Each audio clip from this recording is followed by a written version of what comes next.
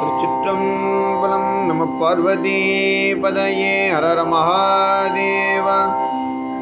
அண்ணாமலையும் அண்ணா போற்றி, கண்ணாரமுத கடலே போற்றி. ஹரி ஓம். ஜெய் சீதாராம். ராதே கிருஷ்ணா. அன்பு நண்பர்களே, உங்கள் அனைவரும் எனது தெய்வீக பயணம் யூடியூப் சேனல் சார்பாக அன்புடன் அழைக்கின்றேன். நாம் தற்போது தேவார பாடல் பெற்ற ஸ்தலங்கள் சிலவற்றை பார்க்க ஆரம்பித்திருக்கின்றோம். பாடல் பெற்ற காவிரி தென்கரை ஸ்தலங்கள் வரிசையில் 71வது ஸ்தலமாக இருப்பது நன்னிலம். தேவர்களால் உருவாக்கப்பட்ட தேவ தீர்த்தத்தில் மாசி மாதத்தில் நீராடி இத்தல இறைவனை வழிபடுபவர்கள் தங்களுடைய துன்பங்கள் இருந்து விடுபட்டு இன்பமாக வாழ்வார்கள் என்பது ஒரு நம்பிக்கை.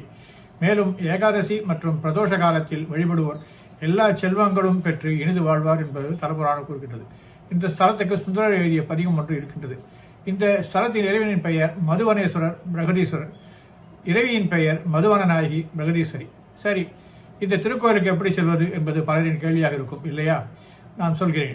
கும்பகோணம் நாகூர் சாலை மார்க்கத்தில் நன்னிலம் ஊர் இருக்கிறது. மயிலாடுதுறை மற்றும் திருவாரூரில் இருந்தும் நன்னிலம் வரலாம்.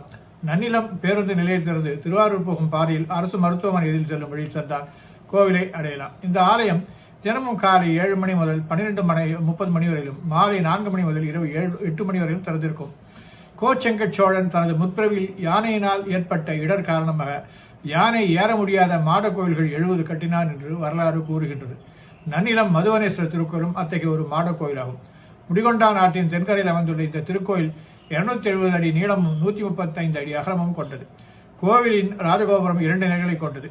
கோபுர வாயில் வழியாக உள்ளே நுழைந்து வெளிப்பிரகாரத்தை அடையலாம். நேர் எதிரில் பிரம்மன் வழிபட்ட பிரம்மபுரீஸ்வரர் சன்னதியும் பக்கத்தில் அகஸ்தியர் வழிபட்ட அகஸ்தீஸ்வரர் சன்னதியும் இருக்கின்றன. இந்த பிரகாரத்தை வரும்போது சித்தி விநாயகர், சுப்பிரமணியர், மகாலட்சுமி, சண்டிகேஸ்வரர், சனீஸ்வரர், பைரவர், சூரியன், நவகிரகங்கள் ஆகியவற்றுக்கு தனித்தன்னதிகள் இருப்பதை நாம் காண முடியும். நன்னிலத்து துர்க்கை அம்மன் சக்தி வாய்ந்தவளாக போற்றப்படுகின்றார். மூலவர் சந்நிதி ஒரு கட்டுமலை மீது அமைந்திருக்கின்றது. படிகளேறி மேலே செல்ல வேண்டும். கட்டுமலை மீதுள்ள பிரகாரத்தில் சோமாஸ்கந்த சன்னதி அழகாக அமைந்திருக்கின்றது. மூலவர் மதுவனேஸ்வரர் சதுர ஆவுடையார் மீது சற்று உயர்ந்த பானத்துடன் சுயம்பு லிங்கமாக அருள்பாலிக்கின்றார். கருவறை கிழக்கு நோக்கி இருக்கின்றது.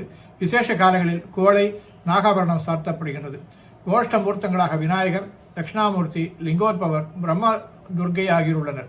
சூரியன் அருகில் பைரவர் அருள்பாலிப்பதும், அனைத்து நவகிரகனும் சூரியனை பார்த்திருப்பதும், சூரியனும் குருவும் நேருக்கு நேர் பார்த்திருப்பதும், சனி பகவான் தனிச்சந்தையில் அருள் புரிவதும், சித்திரகுப்தர் தனிச்சந்தையில் அருள்பாலிப்பதும் இந்த ஸ்தலத்தின் சிறப்பு அம்சமாக இருக்கின்றது. தெற்கில் யமனும், மேற்கில் வருணனும், கிழக்கில் இந்திரனும், வடக்கில் குபேரனும் லிங்கம் அமைத்து பூஜை செய்திருக்கின்றார்கள். இந்திரன் முதலான தேவர்கள், சூரியன், பிருகத்ராஜன் ஆகியோர் இந்த ஸ்தலத்தை வழிபட்டிருக்கின்றார்கள். பிருகத்ராஜனின் கோரிக்கைக்கு இணங்கி சிவபெருமான் ஆலயத்தில் வடக்கே தனது சூராயுதத்தால் ஒரு குளத்தை உருவாக்கி அதில் நிரப்பினாராம். இது சூல தீர்த்தம், பிருகத் தீர்த்தம், மது தீர்த்தம் என்று பல பெயர்களால் அழைக்கப்படுகிறது. ஜலந்திரன் என்ற அசுரனை எம்பெருமான் வதம் செய்த போது வீசிய சக்கரம் இஸ்தலத்தினர்கள் வீழ்ந்ததாம். அங்கு உருவான தீர்த்தம் சக்கரக்குளம் என்று தற்போது அழைக்கப்படுகிறது. இது ஆலயத்தின் கிழக்கே சற்று தொலைவில் இருக்கின்றது. இந்த தல வரலாறு என்ன கூறுகின்றதால், துவாபர யுகத்தில் விருத்திராசுரன் என்ற அசுரனை தேவர்கள் துன்புறுத்தி வந்தார். அசுரனின் கொடுமைகளுக்கு பயந்த தேவர்கள் சிவனிடம் தஞ்சம் புகுந்தார்கள். அசுரர்களை ஏமாற்ற இத்தலை இறைவனை தேவர்கள் தேனீக்களாக மாற்றிவிட்டார். அத்துடன் இங்குள்ள கர்ப்பகரத்தில் தேனீக்களை கூடுகட்டி வசிக்கச் செய்து லிங்க வழிபாடு செய்யும்படி கூறினார். தேவர்கள் தேனீக்கள் வடிவம் கொண்டு வழிபட்டதால் இறைவன் மதுவனேஸ்வரர் என்றும் அம்மன் மதுவன நாயகி என்றும் பெயர்பட்டார்கள். தேவர்கள் தேனீக்களாய் மாறியிருந்தும் இந்த தலத்தில் இறைவனை வழிபட்டதால் இந்த ஸ்தலமே மதுவனம் என்று பெயர் பெற்றது. இப்போது சுவாமியின் கர்ப்பகரத்திலும் கோயிலின் சுற்றுப்புறங்களில் உள்ள மறைவிடங்களும் யாருக்கும் தீங்கு செய்யாமல் தேனீக்கள் வசித்து வருகிறதை காணலாம். ஒரு சமயம் தேவர்களின் சபையில் ஆதிசேஷனுக்கும் வாயுவுக்கும் தமக்குள் யார் வலியவர் என்பதில் போட்டி எழுந்து ஆதிசேஷன் கையிலே தன் 1000 மகுடங்களாலும் இறுகப் பற்றிக் கொள்ள வாயுதேவன் சண்டமாரிடமாக மலையை அசைக்க முற்பட்டு பலத்த காற்றை வீசினார். வாயு பகவானால் மகாமேருவை அசைக்க முடியவில்லை. இந்த இருவரின் போட்டியால் தேவர்கள் அஞ்சினார்கள். தேவர்கள் வேண்டுகோளுக்கு இணங்கி ஆதிசேஷன் தன் பிடியை சிறந்து தளர்த்தினார். வாயு பகவான் மகாமேருவின் ஒரே சிகரத்தை பெயர்த்து தெற்கில் உள்ள கடலில் போட எடுத்துச் செல்லும் போது அந்த சிகரத்தின் சிறிய துளி இந்த ஸ்தலத்தில் விழுந்ததாக ஸ்தலப்புராணம் கூறுகின்றது. சமவெளியாக இருந்த இப்பகுதியில் சிகரத்தின் துளி விழுந்த பகுதி சிறிய மலையாக மாறி அதன் மீது கோயில் கட்டப்பட்டதாகவும் கூறப்படுகின்றது. சுந்தரர் இந்த திருத்தலத்தில் இறைவன் மேல் பாடியுடைய பதிகம் 7ஆம் திருமுறையில் இடம்பெற்றிருக்கின்றது. சுந்தரர் தனது பதிகத்தில் இக்கோயிலை பெருங்கோயில் என்று அடைமொழி கொடுத்து சிறப்பித்து பாடியிருக்கின்றார். தனது பதிகத்தின் கடைசி பாடலில் கோயிலில் கோச்செங்கச் சோழனால் கட்டப்பட்டது என்பதையும் குறிப்பிட்டுள்ளார். வாருங்கள் நண்பர்களே, இந்த திருக்கோயிலை தாங்களும் தரிசித்து நன்மை பெறுவீர்கள் என்று நம்புகின்றேன். நன்றி, வணக்கம்.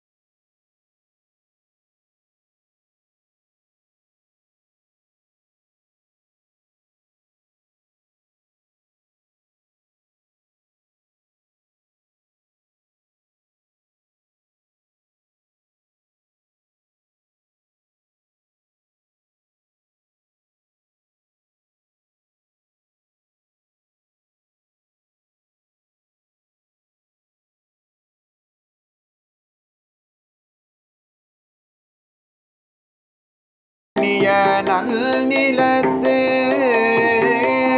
பெரும் கோயில் நயந்தவர் நல்நிலத்து பெரும் கோயில் நயந்தவர் பாடிய நான் மறையால் படுபல் பிணக்காடரல்காக ஆடிய மானடத்தால் அடி போற்றியல் தல்வினராய் சூடிய செல்கையினார் பல தோத்திரம் வாய்த்த சொல்லி நாடிய நல்நிலத்து பெரும் கோயில் நயந்தவர் வெல்பொடி மேனியினார் கருநீல மணிமிடன்றால் வெல்படி செல்ஜடையால் பிரமல் சிரம் பீடழித்தான் பல்புடை நாள் மறையோர் பயில் தேத்தி பல்கால் வணல்கும் நல்குடை நல்நிலத்து பெரும் கோயில் நயல்தவனே குளிர்தரு திங்கள் கல்கை குறவோடர கூவிளமும் குளிர்தரு தரு திங்கள் கங்கை குறவோடர கூவிளமும் விழிதரு புல் சடை மேல் உடையான் விடையான் விரை விழிதரு புல் சடை மேல் உடையான் விடையான் விரை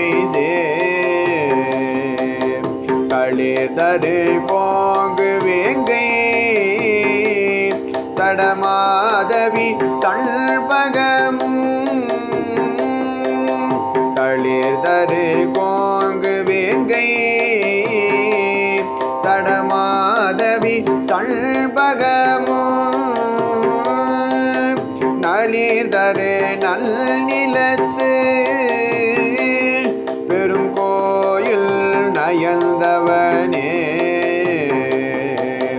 நளிதரு நல் நிலத்து பெரும் கோயில் நயந்தவனே கோடுயர் வெங்களிற்றே திகழ் கோச்செங்கனாற்றை கோயில் கோடுயர் வெங்களிற்றே திகழ் கோச்செங்கனாற்றை கோயில் நாடிய நல் நிலத்து பெருங்கோயில் நயந்தவனை நாடிய நல் நிலத்து பெருங்கோயில் நயந்தவனை சேடியல் சிங்கி தந்தை சடையல் திரு ஆரூரல் சேடியல் சிங்கி தந்தை சடையல் திரு ஆரூரல் பாடிய பத்தும் வல்லார் புகுவார் பரலோகத்துள்ளே பாடிய பத்தும் வல்லார் புகுவார் பரலோகத்துள்ளே கோடுயர்வல் களிற்று திகழ் கோற்றங்கனாற்றை கோயில் நாடிய நல் நிலத்து பெரும் கோயில் நயந்தவனை சேடியல் சிங்கி தந்தை சடையல் திரு ஆரூரல் பாடிய பத்தும் வல்லார் புகுவார் பரலோகத்துள்ளே பாடிய பத்தும் வல்லார் புகுவார் பரலோகத்துள்ளே